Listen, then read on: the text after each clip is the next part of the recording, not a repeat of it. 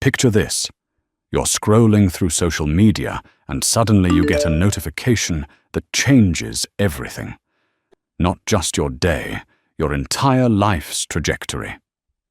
Now imagine that notification came from the literal voice of God, delivered by heaven's most elite messenger. That's essentially what happened to a young Jewish woman named Mary in first-century Palestine, when Archangel Gabriel appeared with the ultimate breaking news alert. Congratulations, you're going to give birth to the Son of God. Imagine receiving that message yourself. But here's what most people don't realize. This divine messenger didn't just revolutionize Christianity. Gabriel became one of the most psychologically powerful figures in the Roman Empire, transforming how millions of Romans understood divine communication, spiritual protection, and their place in the cosmic order. Welcome back to Ancient Rome Revisited. I'm your host, Marcus Aurelius, and today I'm going to take you on a divine journey where I explain the theological significance that Archangel Gabriel has with Christianity and the role he played during ancient Roman times. Before we begin, though, if you haven't yet subscribed to this channel, then please do so now. That way you'll never miss another episode of Ancient Rome Revisited.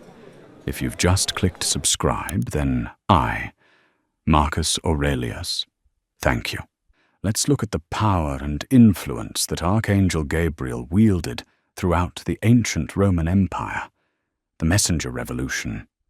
To understand Gabriel's impact on Roman religious life, we first need to grasp just how radical his role was in Christian theology.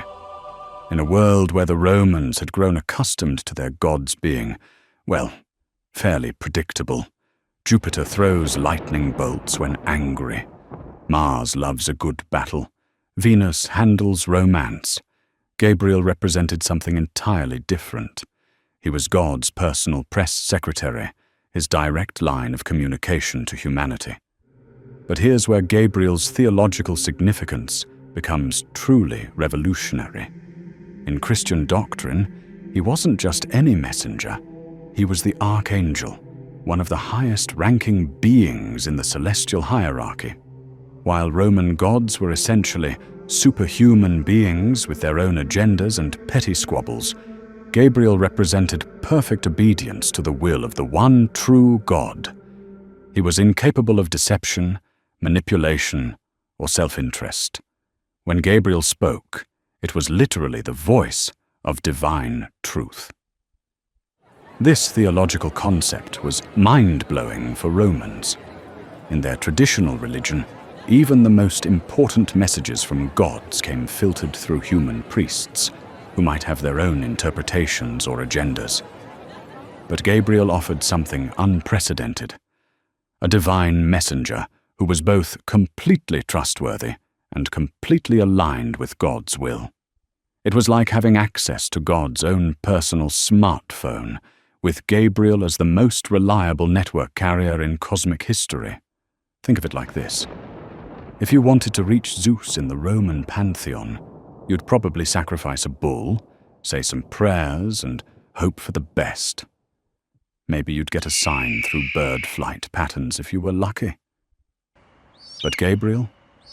He showed up with crystal-clear messages, delivered in person, with the kind of clarity that would make a modern-day customer service representative weep with envy.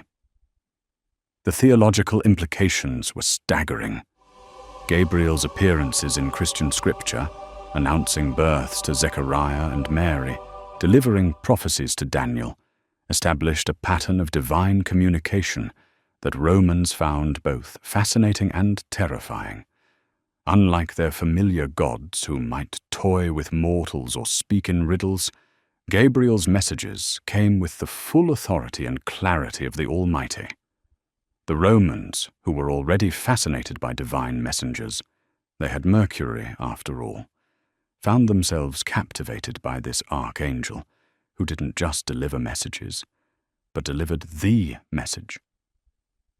Gabriel wasn't announcing which harvest would be best or which emperor the gods favored. He was announcing the birth of a figure who would supposedly reshape the entire cosmos. For Romans encountering Christianity, Gabriel represented something their traditional religion lacked: direct, personal, divine communication, backed by absolute theological authority. Roman religion had always been more of a contractual arrangement. You perform the rituals correctly, the gods keep the empire running. But Gabriel suggested that the divine could break through at any moment, speaking directly to individuals with earth-shattering revelations that carried the full weight of eternal truth. The theology of divine intermediation. Now let's dive deeper into the theological mechanics of Gabriel's role, because this is where Roman Christians had to completely rewire their understanding of how the divine realm operated. In traditional Roman religion, the gods were essentially cosmic middle management. They had their own personalities, relationships, and sometimes conflicting interests. You might pray to Venus for love, while Mars was simultaneously inspiring your romantic rival to challenge you to combat. The gods could work at cross purposes.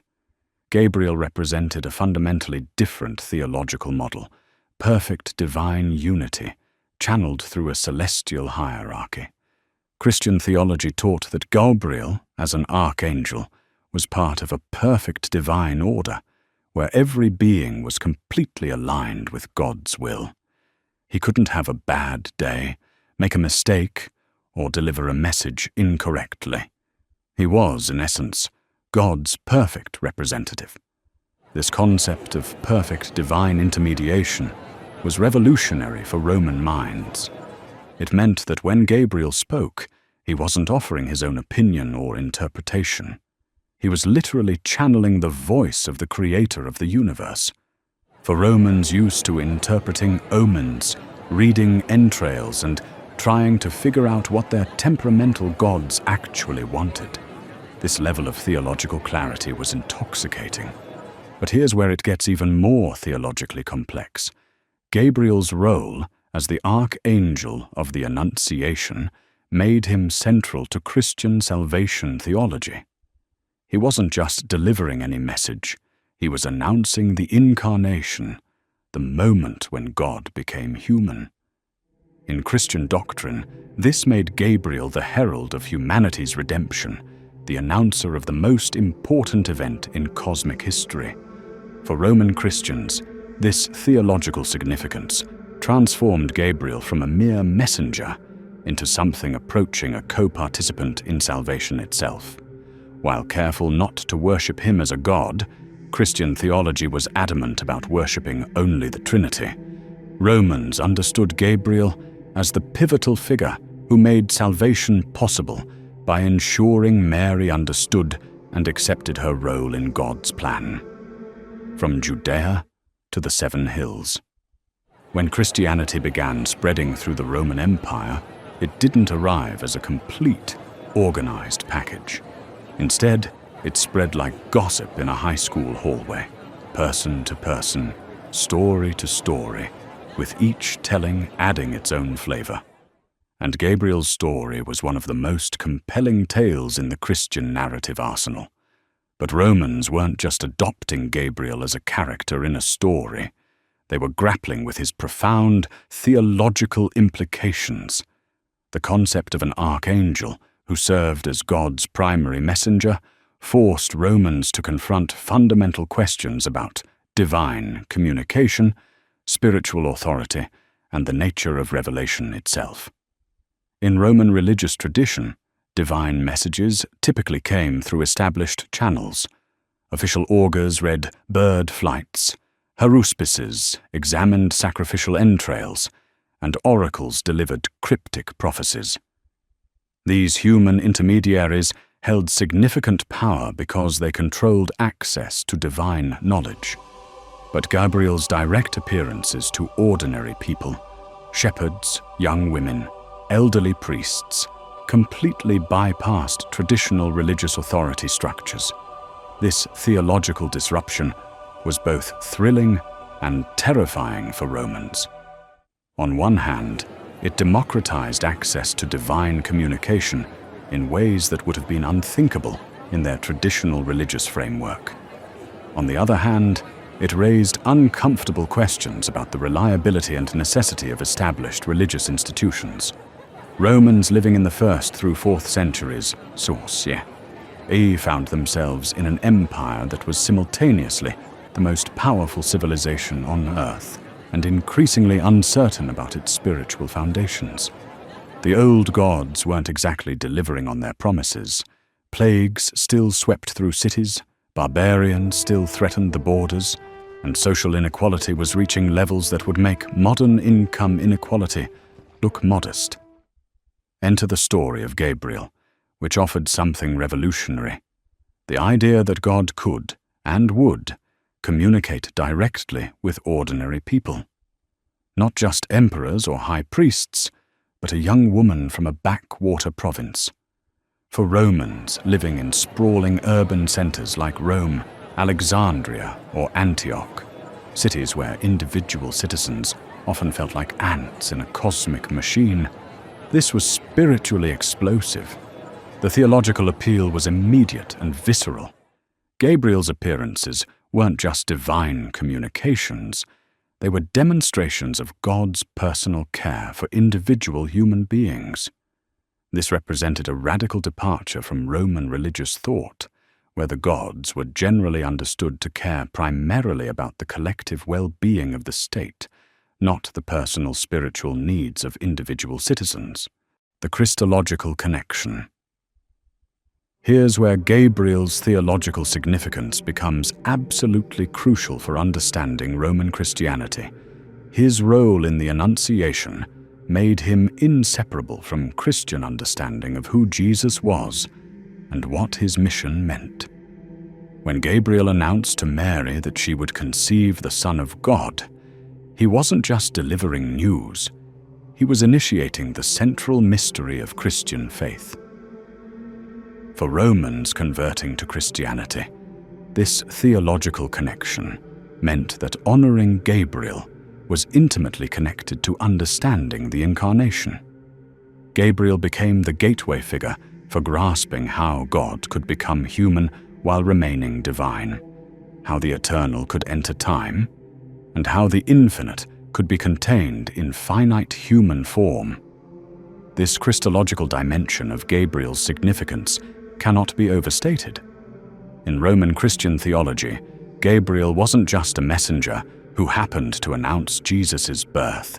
He was the divinely appointed herald of the moment when everything changed. His Hail Mary, full of grace, became the theological hinge upon which salvation history turned.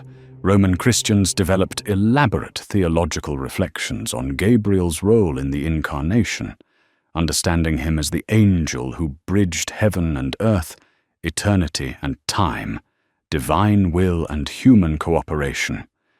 When they honored Gabriel, they were celebrating not just divine communication, but the specific communication that made their salvation possible. The psychology of divine messengers. Here's where things get psychologically fascinating. Romans had always been practical people. They were the civilization that gave us concrete, professional armies and bureaucratic systems that modern governments still study. But they were also deeply spiritual, constantly looking for signs and omens to guide their decisions. Gabriel represented the ultimate merger of these two Roman characteristics. He was practical, no cryptic riddles or mysterious symbols, just straight talk about what God wanted. But he was also deeply spiritual, representing a direct connection to the divine that bypassed all human intermediaries. For Romans converting to Christianity, Gabriel became a kind of spiritual anchor. He represented the reliability of divine communication in a world where traditional oracles and auguries were becoming increasingly questionable. When Roman Christians prayed, They weren't just hoping their prayers would somehow reach God through layers of divine bureaucracy. They were praying to a God who had already proven his willingness to communicate directly through Gabriel. This had profound psychological effects. Roman Christians began to develop what we might call a Gabriel complex, an expectation that the divine could and would communicate directly with them. They started paying attention to dreams, visions, and unusual experiences in ways that their pagan neighbors found both fascinating and slightly unnerving. Worship and veneration practices. Now, let's talk about how Romans actually honored Gabriel in their daily spiritual practices, keeping in mind these crucial theological distinctions. This is where Christianity's adaptation to Roman culture becomes particularly interesting, because Romans were used to very specific ways of honoring divine figures, but now had to do so within entirely new theological boundaries. In traditional Roman religion, you honored a god through temples, sacrifices, festivals, and public ceremonies. But Gabriel posed a unique challenge. He was an angel, not a god, and Christian theology was very clear about worshipping only the Trinity. So Romans had to develop new forms of veneration that honored Gabriel without crossing into worship, while still satisfying their cultural need for elaborate religious expression. Roman Christians began incorporating Gabriel into their prayers in ways that reflected both Roman religious sensibilities and Christian theological precision. They would invoke Gabriel's intercession, not his direct power, when facing difficulties, ask for his prayers on their behalf rather than direct intervention, and celebrate his feast days with liturgical ceremonies that carefully maintained the distinction between veneration and worship. The theological sophistication of these practices cannot be overstated. Roman Christians developed prayer formulas that honored Gabriel's role as God's messenger, while explicitly acknowledging that his power came entirely from God. They created artistic depictions that showed Gabriel in positions of service to God rather than independent authority, and developed liturgical practices that celebrated Gabriel's obedience rather than his autonomous power. House churches, the underground Christian communities that flourished before Constantine's legalization of Christianity, often featured artistic depictions of Gabriel's annunciation to Mary. These weren't just decorative, they served as focal points for theological meditation, reminding Roman Christians of the precise moment when divine will intersected with human cooperation through angelic mediation. Roman Christian women, in particular, found deep theological meaning in Gabriel's role. In a society where women had limited public voices, the story of Gabriel choosing Mary as God's messenger resonated powerfully. But this wasn't just about gender representation. It was about the theological principle that God's grace could work through anyone, regardless of social status or conventional authority structures. The sacramental dimension. Here's where Gabriel's theological significance reaches its most profound depths in Roman Christian understanding. His role in what theologians would later call the sacramental economy of salvation. Gabriel wasn't just announcing the incarnation, he was facilitating the moment when divine grace entered the world in a completely new way.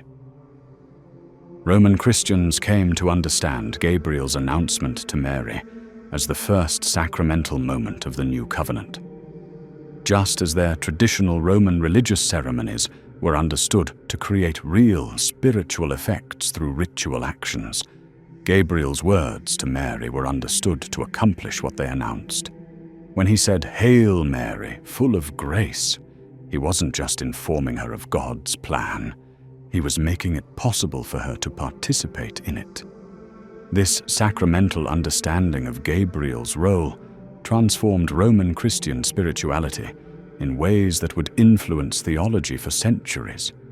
Romans began to see angelic communication not just as information transfer, but as grace-bearing encounters that could transform the recipients.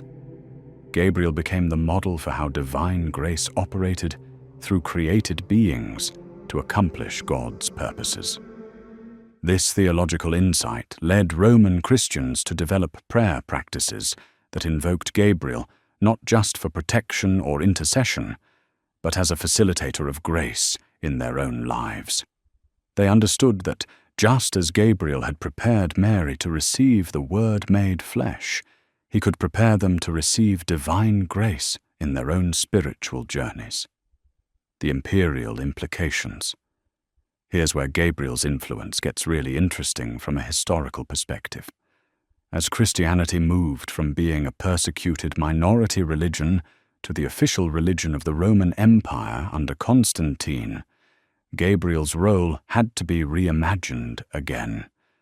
Emperors and high-ranking officials who converted to Christianity needed to understand how Gabriel fit into the cosmic order they were now responsible for governing. They couldn't just replace Jupiter with Christ and call it a day. They needed a whole new understanding of how divine communication worked in imperial governance. Gabriel became, in effect, the model for how God communicated with Christian emperors. Just as Gabriel had brought God's message to Mary, Christian emperors began to understand their role as recipients of divine guidance through angelic messengers. This led to the development of elaborate court ceremonies and spiritual practices designed to ensure that emperors remained open to divine communication. The psychological impact of this shift cannot be overstated. Roman emperors had always claimed divine approval for their actions, but Gabriel offered a new model of divine imperial relationship based on communication rather than just inherited divine status. This made Christian emperors both more humble. They were servants of God's message rather than gods themselves, and potentially more powerful, since they claimed direct access to divine guidance. Cultural fusion and adaptation. What's fascinating about Gabriel's integration into Roman Christianity is how seamlessly it blended with existing Roman spiritual practices while completely transforming them. Romans had always been great at adopting and adapting foreign deities. That's how they ended up with gods from across the Mediterranean. But Gabriel represented something unprecedented, a divine figure who couldn't be Romanized in the traditional sense because his identity was so tied to his specific Christian role. Instead, Roman Christians had to Christianize themselves in ways that honored Gabriel's unique position. This led to the development of distinctly Roman Christian practices that would have been unrecognizable to the Jewish Christians who first told Gabriel's story, but which made perfect sense within Roman cultural contexts. For example, Roman Christians developed elaborate liturgical celebrations of Gabriel's appearances in Scripture, complete with the kind of ceremonial grandeur that Romans expected from important religious observances. They created artistic traditions depicting Gabriel in ways that borrowed from Roman imperial iconography, showing him as a powerful, authoritative figure worthy of respect and veneration. The lasting legacy. By the time Christianity had fully established itself as the Roman Empire's dominant religion, Gabriel had become far more than just a biblical figure. He had become a fundamental part of how Roman Christians understood their relationship with the divine. He represented the possibility of direct divine communication, the reality of divine protection, and the hope that God remained actively involved in human affairs. This Roman understanding of Gabriel would go on to influence Christian theology for centuries. The idea that angels could serve as intermediaries between God and humanity, that divine messages could come through dreams and visions, and that individual believers could develop personal relationships with angelic protectors. All of these concepts were shaped by how Roman Christians integrated Gabriel into their spiritual lives. Looking back from our modern perspective, Gabriel's transformation from a biblical messenger to a central figure, Roman Christian spirituality, represents one of the most successful examples of theological adaptation in human history. He managed to maintain his essential identity as God's messenger, while taking on roles and meanings that made sense within Roman cultural contexts, but always within carefully maintained theological boundaries that preserved Christian doctrinal integrity. For the Romans who lived through Christianity's rise from persecuted sect to imperial religion, Gabriel represented something precious, the promise that in a vast, impersonal empire, the divine still cared enough about individual human beings to send personal messages through the most reliable celestial messenger imaginable.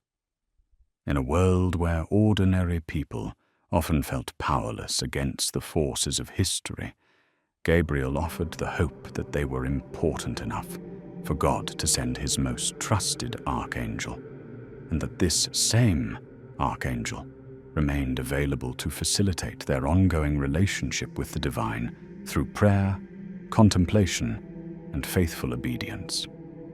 That's the real power of Gabriel's story in Roman Christianity, not just as a theological concept, but as a living spiritual reality that transformed how millions of people understood their place in the cosmic order. He proved that divine communication wasn't reserved for emperors and high priests, but was available to anyone willing to listen with the same humble obedience that Gabriel himself embodied. And for Romans discovering Christianity, that message was nothing short of revolutionary, offering both theological sophistication and spiritual intimacy in ways their traditional religion had never imagined possible.